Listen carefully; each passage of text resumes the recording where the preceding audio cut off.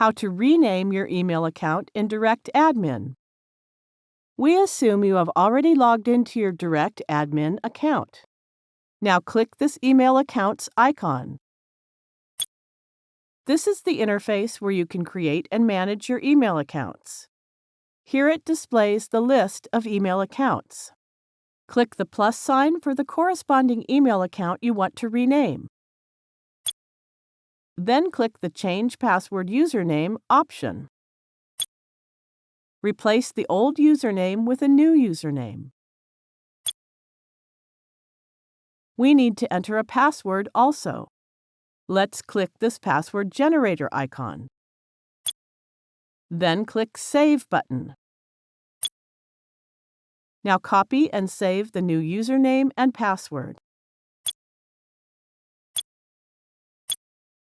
That's it. We have successfully renamed our email account. Thank you for watching.